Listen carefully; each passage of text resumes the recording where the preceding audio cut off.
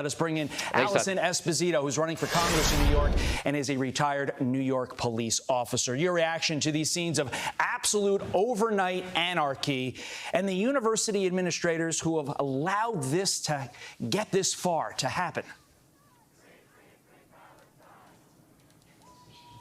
Good morning. Well, thank you so much for having me. That's exactly what this is. This is anarchy. This is absolute unrest, and it's absolutely unacceptable. You have a group of overly emotional and underly informed individuals that are picking and choosing what laws they will abide by in the name of social protest, and it's absolutely ludicrous. You have a group of students that have now taken over a building, and there have been reports overnight of faculty members that were inside the building that were briefly even held hostage. This is going to continue to escalate and get worse and worse and worse until, God forbid, someone gets hurt. It is the time now for strong, decisive leadership. You see schools around the country where some leaders are stepping forward and stopping this anarchy from happening. In the name of social protest, these students have believed that they are not accountable for their actions, and that is actually pinpointed by the spiraling decline now in society, where criminals are not held accountable by their actions, accountable for their actions, rather. We need to take a hard stand and end this now before it gets worse. And to that point that you just made, as a police officer, give us a lesson on law and order, of controlling mobs, of negotiating with individuals like this. How would you have put a swift end to this before scenes like this could even think about happening? So this is beyond negotiations at this point. As a New York City police officer, I retired as an inspector of the 70th Police Precinct. We dealt with a lot of protests throughout my 25-year tenure.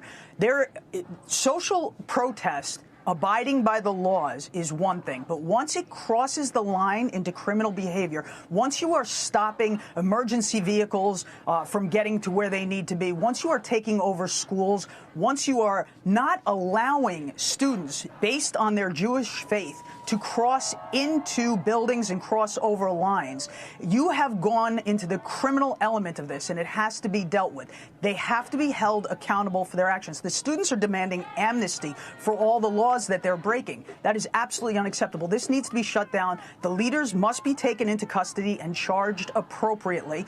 Those who have been wielding hammers and breaking windows, destroying properties, holding people hostage. I saw the reports of a Jewish student or a Jewish individual being tased yesterday on one of the campuses. It's time for quick, decisive, strong leadership. The students must be held accountable for their actions. If there are professional agitators there, they must be held accountable for their actions. All crimes must be prosecuted. And the NYPD or the National Guard, the NYPD is some of the best in the business. They are going to go in. They will make the arrests that they need to with the professionalism that we demand.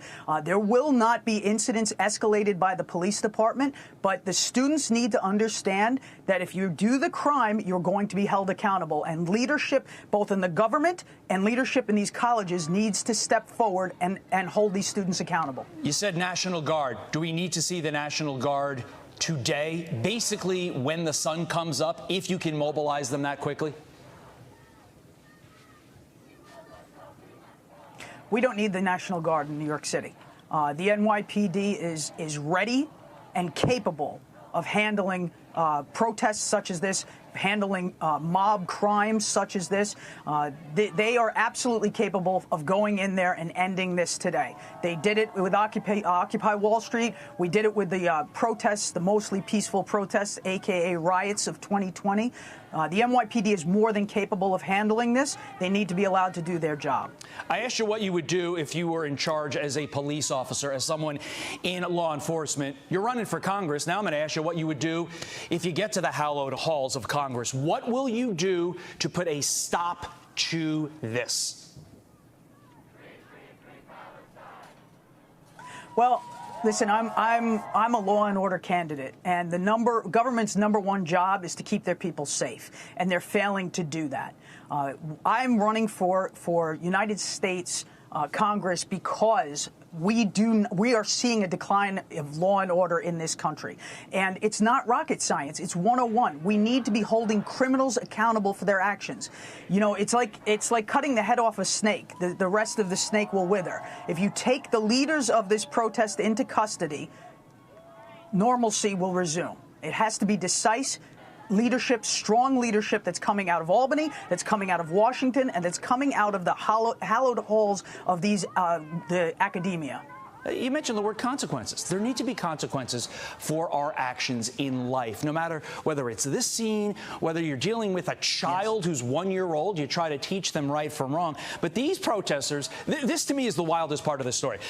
They are not only demanding all that they are demanding with regard to Israeli divestment, but they're also demanding amnesty for anything that they do, whether it's breaking the glass like you see on the screen, whether it's preventing people from taking finals, whether it's intimidating their fellow students, many of whom are Jewish. What's your message to, quite frankly, Allison, these children who want no consequences for their actions?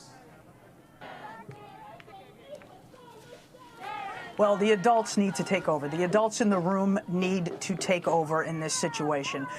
Imagine these are the same students that are not going to be allowed to graduate, that went through the pandemic a few years back and didn't have their senior proms or high school graduations. The adults in the room need to take over. You don't have amnesty. You don't get to demand amnesty to crimes in the name of social protest. That's not how this works. The adults need to take over. These students need to understand, maybe for the first time in their lives, that there are consequences to your actions, and you don't get to commit crime just because you're feigning outrage, just because you're upset with something, just because you don't agree with something. This is not the way life and society works. This society needs to come down and make sure they know that there are consequences for their actions. I call on the adults in the room who know better, who should know better, that should be telling these students that you are not going to get amnesty, you will be suspended, you will be expelled, and we will uphold the rights of our Jewish students and the students at the university's right to study peacefully and right to enter buildings and access places on campus based on the $70,000 a year tuition that their parents are paying. Allison Esposito, gotta leave it there. Amazing insight. We appreciate it. I'm Steve Ducey. I'm Brian Kilmeade. And I'm Ainsley Earhart. And click here to subscribe to the Fox News YouTube page to catch our hottest interviews and most compelling analysis.